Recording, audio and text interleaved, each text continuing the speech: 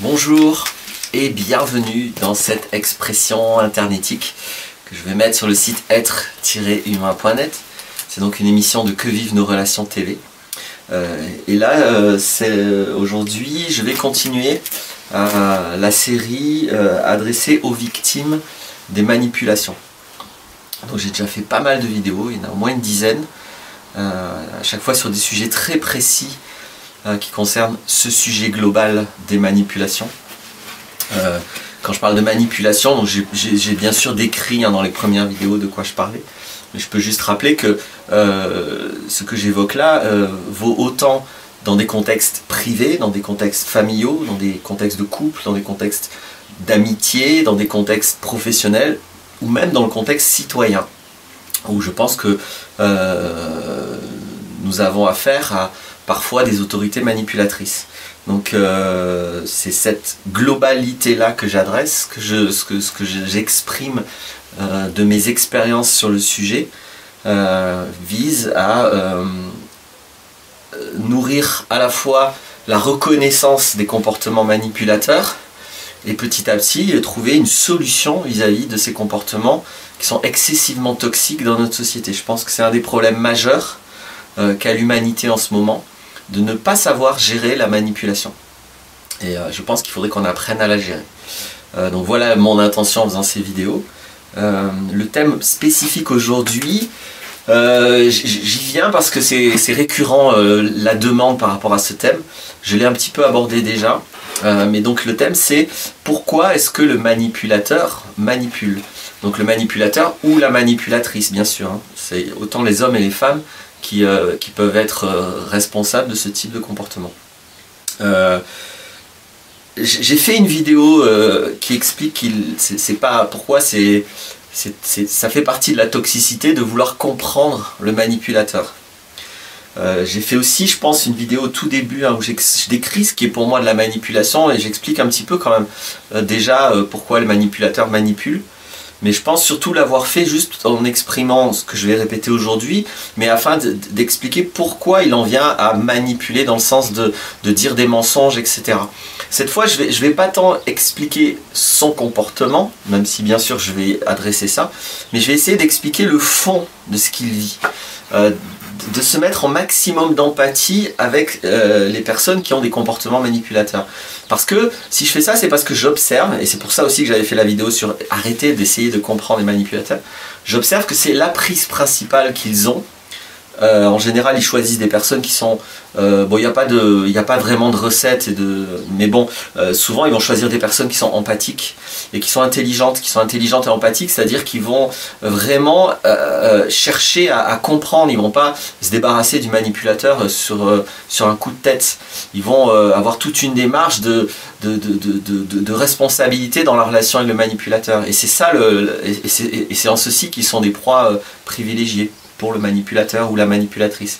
Et donc c'est un gros problème, cette démarche de vouloir comprendre, surtout que tout le monde n'est pas compétent à pouvoir comprendre ça, c'est pas évident, et donc c'est souvent un piège, quoi. C'est souvent un puits sans fond de vouloir comprendre le manipulateur, la manipulatrice.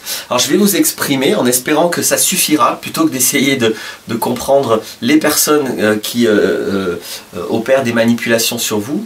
Peut-être que mon discours va vous permettre de comprendre globalement la démarche, même si elle sera forcément un petit peu différente dans chaque cas. Mais globalement, ce que moi je pense avoir compris, alors c'est pas la vérité sur les manipulateurs, c'est juste mon témoignage humain. Moi ça m'est très utile, j'espère que ça vous sera utile. Alors la base, je l'ai déjà dit, pour moi, la base de la compréhension de la structure d'une personne qui utilise des comportements manipulateurs, c'est une dévalorisation. Un manipulateur ou une manipulatrice est forcément quelqu'un de profondément dévalorisé, avec probablement, pas forcément que ça, mais probablement une grande blessure narcissique dans l'enfance. C'est des gens qui ont vraiment leur image et leur capacité très atteinte, voire intégralement détruite. Le fond, c'est ça. C'est pas facile à voir parce que eux-mêmes n'en ont pas forcément conscience. Je vais essayer d'expliquer aussi les aspects conscients et inconscients de tout ça. mais j'ai vraiment pu observer ça, au moins dans certains cas. Donc je peux au moins être absolument certain que dans certains cas, c'est bien ça qui se passe. La personne se comporte et dans notre société arrive à avoir une grande puissance et une grande valorisation de forme, mais je parle pas de leur réussite sociale, je parle pas de l'apparence, je parle vraiment là de la valorisation intérieure, intime, personnelle. C'est de ça dont je parle. Donc un humain peut très bien être président de la République, avoir une réussite absolue, mais être intégralement dévalorisé intérieurement et n'avoir pour lui-même aucune valeur, et il peut être inconscient de ça parce qu'il est tellement focalisé sur ses valeurs superficielles extérieures, dans l'appropriation, dans le pouvoir qu'il a, qu'il ne s'intéresse en fait jamais à son intériorité, jamais. Et donc il va surtout pas voir ceci parce que ça serait une souffrance trop grande. Ça pour moi c'est la base, et je fais l'hypothèse que c'est relativement systématique, mais c'est une hypothèse. C'est-à-dire que je ne conçois pas qu'un humain qui ne soit pas dévalorisé puisse ressentir le besoin des comportements qu'ont les manipulateurs. Quelqu'un qui est bien dans sa peau, c'est-à-dire qui est valorisé, qui est entier, même relativement, il n'a aucune mobilisation pour nuire à quelqu'un ou pour prendre le pouvoir sur quelqu'un. Le pouvoir ne peut pas intéresser quelqu'un qui est entier, et qui est bien dans sa peau et qui se construit son bonheur, même s'il n'y arrive pas tout à fait, mais qui est dans cette démarche. Ça n'a pas de sens, je n'ai jamais rencontré ça. Vraiment le pouvoir, et donc le pouvoir, je vais y revenir, c'est vraiment l'essence de la relation du manipulateur. Le pouvoir, ça ne peut venir que d'un problème de dévalorisation personnelle. C'est-à-dire, je n'ai pas de pouvoir intérieur, je n'ai pas confiance en mon pouvoir d'être.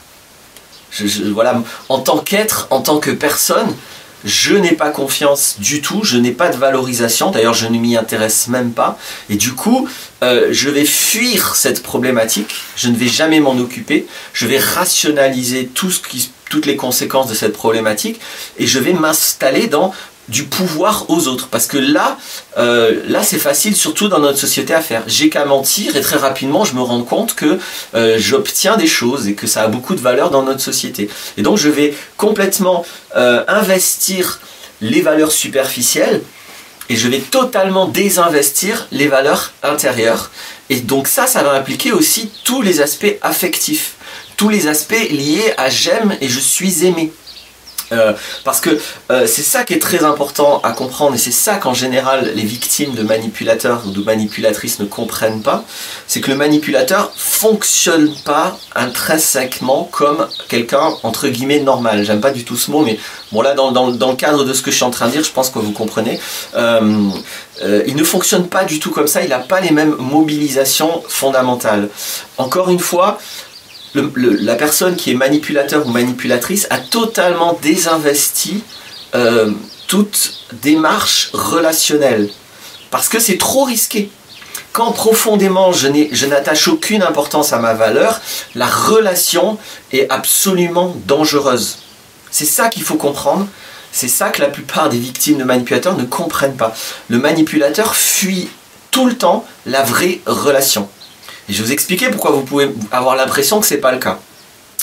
Mais il ne peut pas prendre les risques qu'implique une relation. Les risques de ne pas être aimé, les risques d'être... C'est souvent un vécu terrible qui a été déjà mis en place dans leur enfance. Ils n'ont pas su du tout le gérer, ils n'ont pas su trouver de solution. Et c'est quelque chose qu'ils fuient comme la peste. Et encore une fois, en le rationalisant, donc, ils peuvent en être totalement inconscients.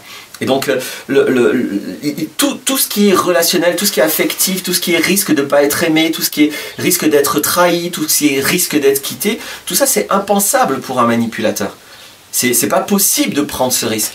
Donc le manipulateur ou la manipulatrice va toujours être dans une relation pour le pouvoir, pour la domination, pour avoir le contrôle.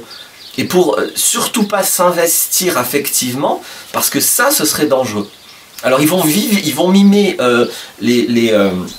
les comportements affectifs, je vais en parler après, mais c'est ça qui est difficile, c'est que au niveau de la forme, il peut ne pas y avoir de différence quasiment entre un manipulateur et un dépendant affectif.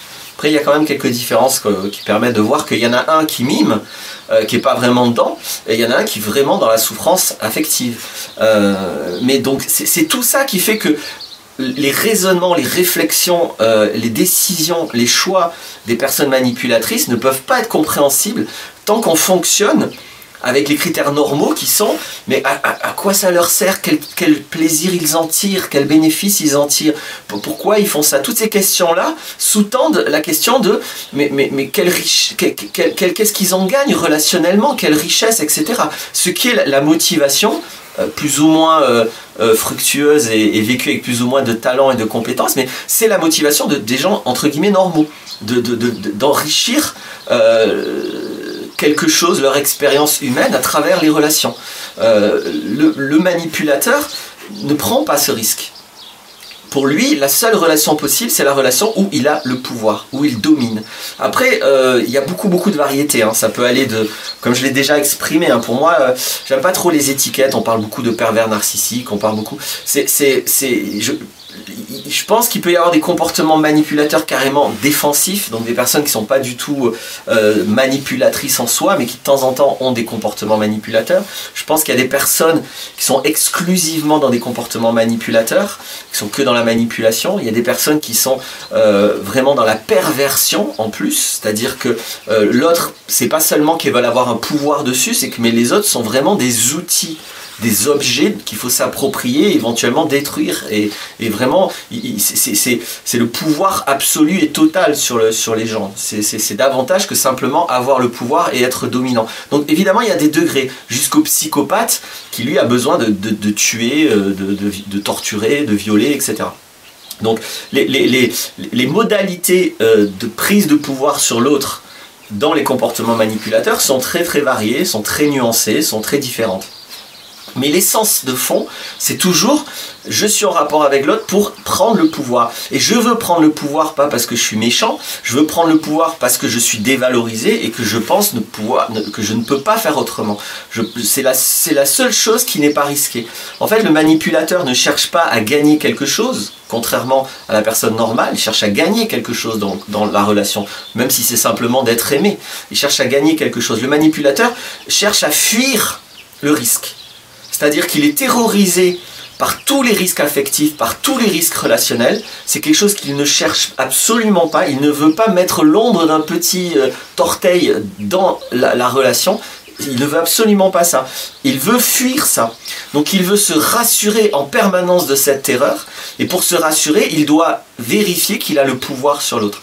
Donc le plus basique comme pouvoir, c'est simplement le pouvoir affectif. C'est pourquoi le manipulateur peut carrément avoir des comportements un petit peu comme les dépendants affectifs. Ils peuvent avoir l'air très amoureux, très attachés.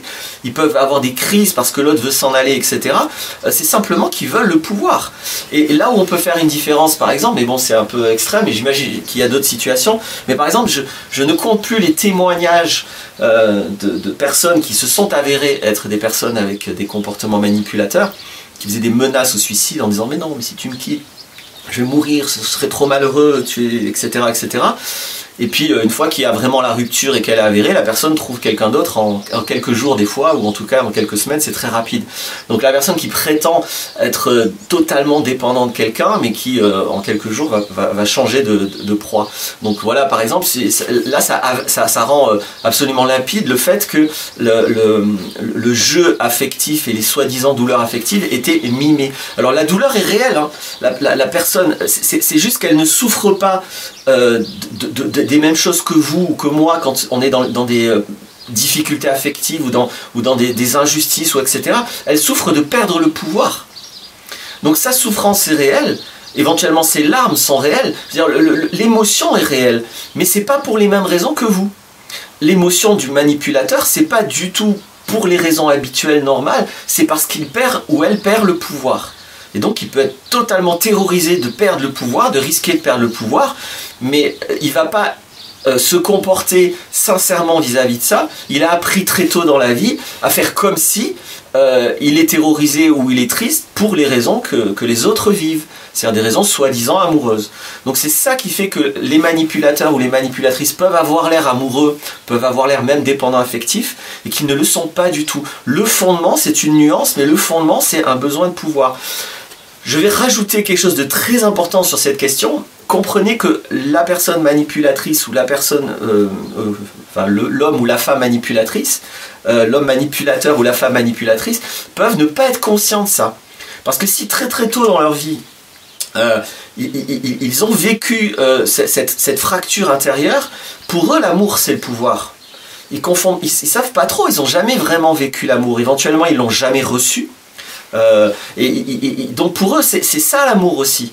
Donc il y a aussi une immaturité, il y a aussi une inconscience totale, et puis en général ils ne s'informent pas trop sur le sujet, qui fait que même si ce que je vous dis reste à mon humble avis une réalité, c'est-à-dire qu'ils ne vivent pas d'investissement affectif, d'investissement amoureux, ils vivent juste un besoin d'avoir le pouvoir pour ne pas prendre de risques dans la relation. Pour autant, eux peuvent le vivre comme si c'était ça l'amour. Ils confondent encore une fois l'amour et le pouvoir. Et je le redis, tout ceci c'est pas noir ou blanc, c'est très nuancé. Et dans les dépendances affectives, il peut y avoir des comportements manipulateurs parce que les personnes aussi dans la dépendance affective peuvent être des fois dans la confusion entre le pouvoir sur l'autre pour ne pas perdre l'autre et l'amour. Mais encore une fois, la différence c'est que le dépendant affectif, la personne entre guillemets normale, hein, je dis normale dans le cadre de cette vidéo, vous savez ce que ça veut dire, va souffrir de ne pas être aimé, de ne pas pouvoir être heureuse avec l'autre, de ne pas pouvoir partager sa relation avec l'autre. Alors que la personne que moi je vais qualifier de manipulateur ou de manipulatrice, elle va souffrir de perdre le pouvoir, de perdre l'ascendance, de perdre la domination, de perdre le contrôle. Et donc ça a beau être une nuance, ça change tout, parce que le besoin de contrôle va impliquer des comportements beaucoup plus malveillants éventuellement si nécessaire, beaucoup plus malhonnêtes, etc. etc. Donc j'insiste, il n'y a pas une frontière blanche ou noire, c'est pas si simple, mais cette logique entre être en relation pour l'échange, pour la relation elle-même et être en relation pour le pouvoir, c'est ça qui j'espère va vous permettre de comprendre pourquoi le manipulateur ou la manipulatrice manipule. Elle le fait pour avoir le pouvoir, mais si elle veut avoir le pouvoir, c'est parce qu'elle n'a pas confiance en sa capacité d'être en relation. La relation pour elle est trop dangereuse, elle est trop dévalorisée, elle vit profondément et peut-être inconsciemment qu'elle sera forcément perdante dans une relation honnête, dans une relation où elle est elle-même. Donc elle n'est pas elle-même, elle ne peut pas être elle-même, elle cherche qu'à prendre le pouvoir. J'insiste, ceci je l'ai vu avec des échelles émotionnelles, je crois que j'en parle dans une des premières vidéos, je l'ai vu se réaliser très clairement.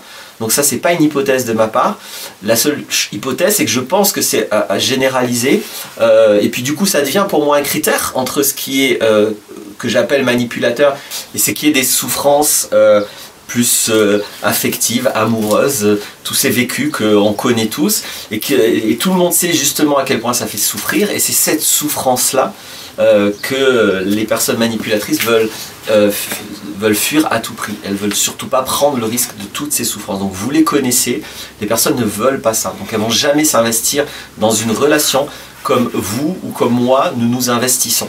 Elles vont jamais faire ça. Elles ont une totalement autre modalité d'investissement. Et ce que je peux dire, c'est que si c'est très difficile à évaluer, et des fois c'est même le manipulateur n'a pas conscience de l'être, c'est parce qu'encore une fois c'est un vécu très rationalisé.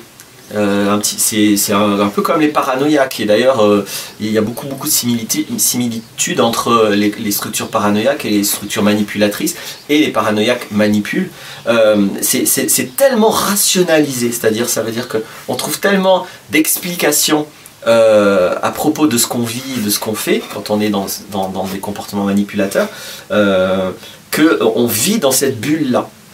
Et par exemple, pour vous donner un exemple précis, donc comme les manipulateurs ont toujours une grande distance intérieure, hein, j'insiste, pas dans le comportement, pas dans l'apparence, mais ont toujours une grande distance intérieure dans leur relation, du coup, par exemple, ils peuvent rationaliser cette distance par des tas de théories, de concepts, de sagesse. C'est aussi une forme de sagesse que d'avoir une distance vis-à-vis de ce qu'on vit, etc. Vous regardez tous les axes de sagesse, hein, qu'ils soient plus ou moins religieux, plus ou moins spirituels, plus ou moins philosophiques, il y a toujours cette notion d'être un peu en recul sur les choses pour avoir plus de maîtrise et plus de sagesse. Et donc ils vont chercher, ils vont puiser dans toutes ces théories très valorisantes, ils vont puiser des explications de ce qu'ils vivent qui n'a pourtant rien à voir. Effectivement, une personne très mature, très entière, très construite, va avoir moins de dépendance affective, donc va être moins prise dans des souffrances amoureuses, etc. Elle va avoir plus de distance. Mais le manipulateur, lui, c'est pas du tout ça qu'il vit. Il vit une distance par froideur, par peur, par terreur. Et donc c'est vraiment les deux extrêmes opposés, c'est-à-dire que c'est les deux pôles, le pôle de sagesse et d'amour inconditionnel qui simplement est dans l'ouverture à l'égard de l'autre, alors que le pôle opposé qui va construire forcément de la manipulation dans son comportement est un pôle de distance par peur, par terreur et de domination et non pas d'amour. Donc on est dans la peur, la domination, la prise de pouvoir sur l'autre. Là on est dans l'ouverture et dans l'amour. Ces deux extrêmes ont des formes de détachement, mais plus exactement celle-ci a une forme d'ouverture, pas de détachement, donc de recul par ouverture, par grandeur, et celle-ci a un vrai détachement par terreur, c'est-à-dire de distance obligatoire. De la même manière que si vous êtes terrorisé par un serpent, vous n'allez surtout pas l'approcher, vous allez fuir dès que vous en voyez un. Donc il y a quelque chose là-dedans, entre ces deux formes qui ont une apparence similaire, ne sont pas semblables mais sont similaires. Et donc, par exemple, les manipulateurs vont les puiser là-dedans pour justifier leur comportement. Et même pour eux-mêmes, ils peuvent se faire croire qu'ils sont plus sages que les autres, qui sont plus aimants, qui sont plus moins pris dans tous les bassesses humaines, etc. etc.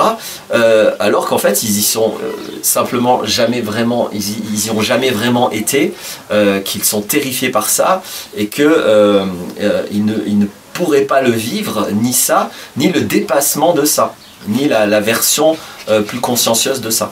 Voilà, j'espère que j'ai réussi à être clair. C'est pas évident ces nuances-là, mais c'est pour expliquer comment les comportements manipulateurs peuvent se rationaliser et peuvent être complètement un leurre à l'égard de l'extérieur, mais y compris un leurre pour la personne elle-même. Comprenez, mettez-vous dans la peau d'un manipulateur qui est froid en fait, qui finalement n'aime pas, qui n'a pas tellement d'empathie, ou qui a une empathie plus exactement différente. Et mettez-vous dans cette peau-là, la personne rapidement va quand même voir que autour d'elle, ça se passe pas pareil. C'est pas du tout les mêmes comportements. Et donc du coup, elle va chercher une explication. Donc soit, mais ça c'est rare, elle va aller dans des démarches intègres pour voir la souffrance intérieure, soit elle va valoriser ses comportements avec des fausses explications. Et elle va détourner la réalité de ce qu'elle vit vers soi-disant des formes plus sages, plus consciencieuses, plus spirituelles, etc. etc. C'est ce qui fait que c'est très délicat quand on a des personnes qui ont une apparence de sagesse, de savoir si ils sont vraiment dans l'amour ou s'ils sont dans le pouvoir. Et c'est ce qui fait la construction de beaucoup de gourous et de beaucoup de manipulateurs de masse, parce que c'est très compliqué finalement de savoir si la personne elle est vraiment effectivement dans un recul sage, ou si elle est dans une terreur des autres et dans un besoin de contrôler, de prendre le pouvoir sur les autres. Donc je dis bien, c'est très difficile tant qu'on s'intéresse qu'à la forme, qu'à l'apparence, qu'au discours. Quand vous regardez les actes, quand vous regardez les vécus, là ça devient très facile de faire la différence. Évidemment que la personne aimante ne va jamais être intrusive, ne va jamais prendre le pouvoir ou diriger les autres, alors que la personne manipulatrice, elle va toujours faire ça de manière plus ou moins directe. Donc dans le fond, c'est quand même très facile de faire la différence, mais il faut ne pas être piégé par l'apparence. Il faut ne pas être piégé par le discours, il faut ne pas être piégé par le masque et la couverture, je vais le dire comme ça. Ils ont vraiment une couverture, les personnes manipulatrices, la couverture qui a été mise en place. Et donc quand on regarde les actions plutôt que les paroles, la couverture, etc., là, je veux dire, le vernis de la sagesse s'écroule très très rapidement, très facilement. Mais encore faut-il aller au-delà de ça.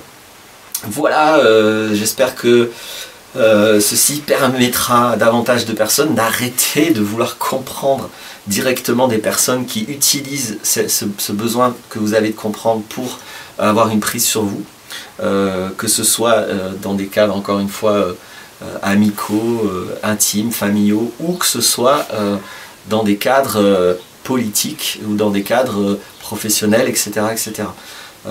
Il y a un moment donné, je pense que je n'ai jamais vu des experts, je n'ai jamais lu des experts qui ont observé le comportement manipulateur exprimer autre chose que ce que je vais dire là. Une fois qu'il est avéré que quelqu'un a systématiquement un comportement manipulateur, la seule et unique solution, c'est de couper intégralement tous les contacts. Il n'y a pas d'autre solution. C'est des rapports excessivement toxiques et qui ne peuvent que être excessivement toxiques. Puisque là encore une fois, la personne ne peut que chercher à prendre le pouvoir sur vous. Il n'y a aucune autre possibilité d'échange. C'est soit elle vous domine, soit elle va chercher à vous détruire parce que vous risquez de la dominer, soit c'est elle qui vous fuit, hein, si vraiment elle voit qu'il n'y a pas de moyen de vous manipuler. Ou elle va utiliser des intermédiaires pour vous nuire. Voilà. Mais vraiment, la seule possibilité, c'est de couper tout contact. Donc qu'est-ce que ça donne en tant que citoyen de couper tout contact avec des autorités qui seraient manipulatrices? C'est une grande question qu'il faudra qu'on règle, parce que là ça commence, les manipulations et les impostures commencent quand même à devenir excessivement grossières. Va falloir qu'on fasse quelque chose avec ça quand même. Voilà, à bientôt.